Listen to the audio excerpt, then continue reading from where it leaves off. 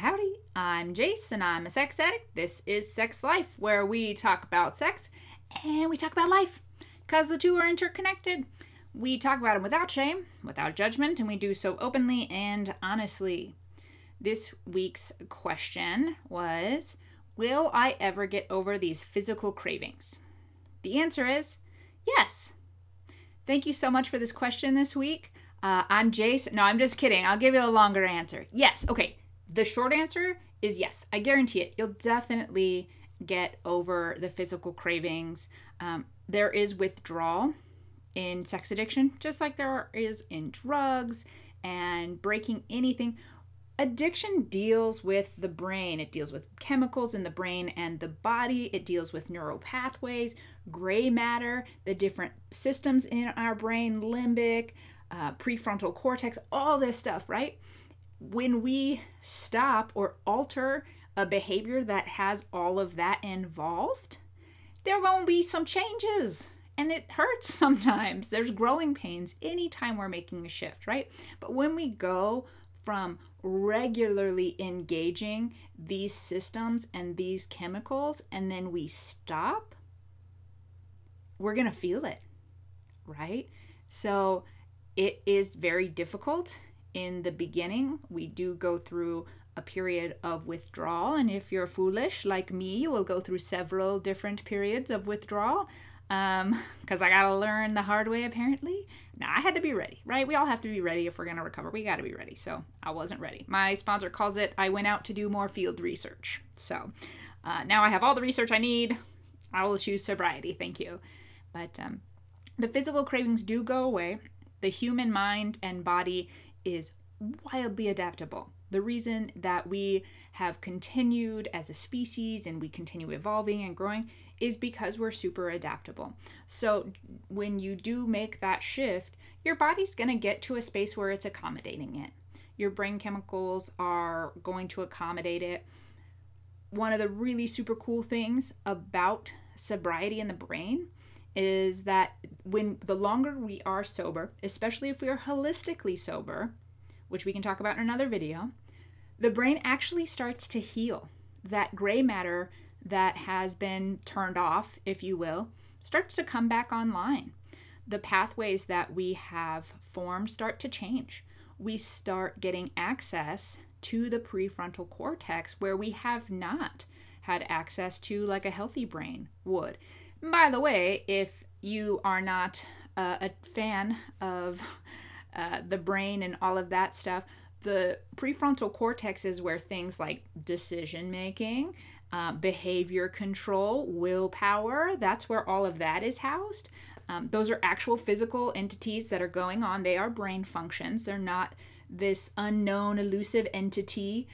They're actually in the brain. That's going on in the prefrontal cortex.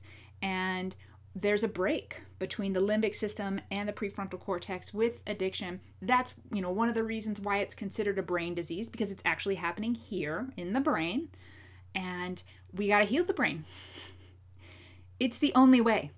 Y'all maybe have heard me say it before, or if you work with me in any capacity, you'll hear it all the time. Sobriety is only the beginning.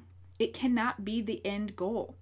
The moment that we start getting sober, we start having the possibility for a new life.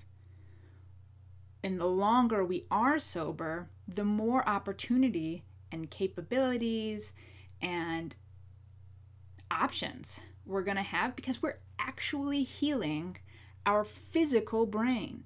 Yes, it's a spiritual thing. Yes, it's emotional. It's mental. It's everything, right? That's why, we can't just focus on one thing if we really want this amazing life, because addiction and all of the stuff that comes with it affects every single part of us. So we've got to have that deeper healing, that holistic healing, if we want a shot.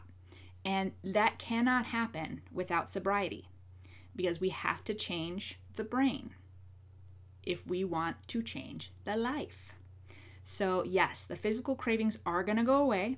Your body's going to adapt. Your brain's going to adapt. Your brain's going to heal. It's going to interpret things very differently. It's going to operate really differently.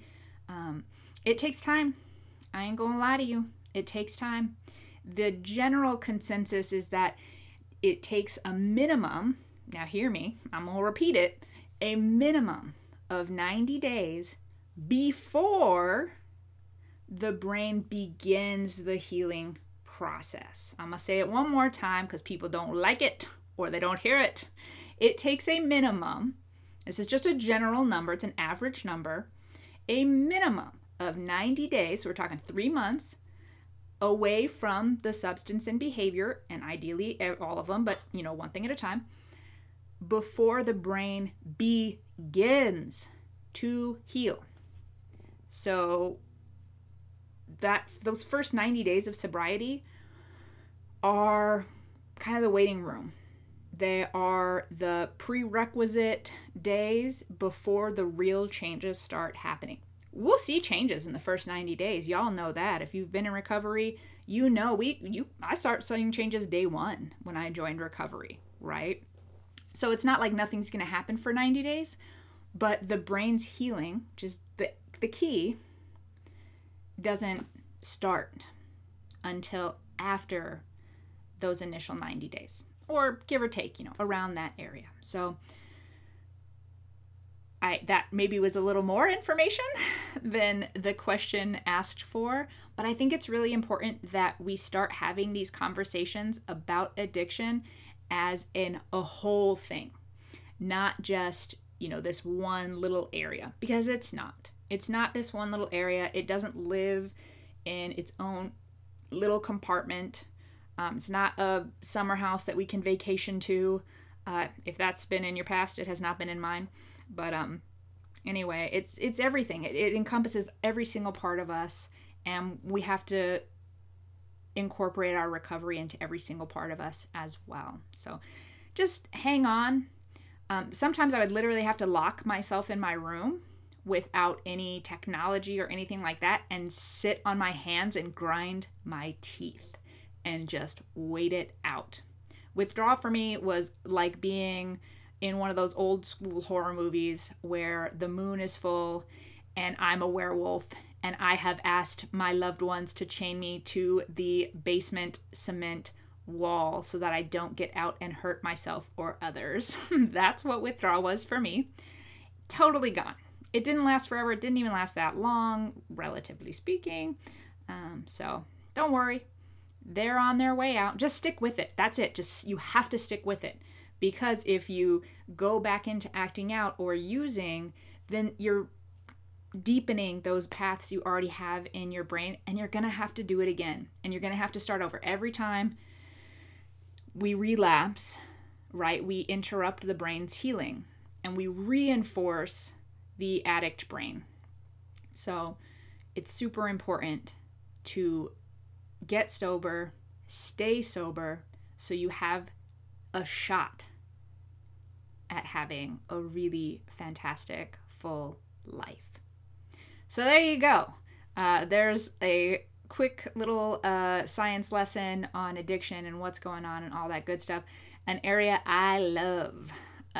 If I could go back, I maybe would have studied neuropsychology or something like that. I love that area. I love learning about the brain. I've been studying this stuff for many years and applying it in myself and in my work, and it's really fun. So thank you for letting me nerd out for a few minutes. If you have a question that you would like answered or over-answered, you can reach me at jacedowney.com.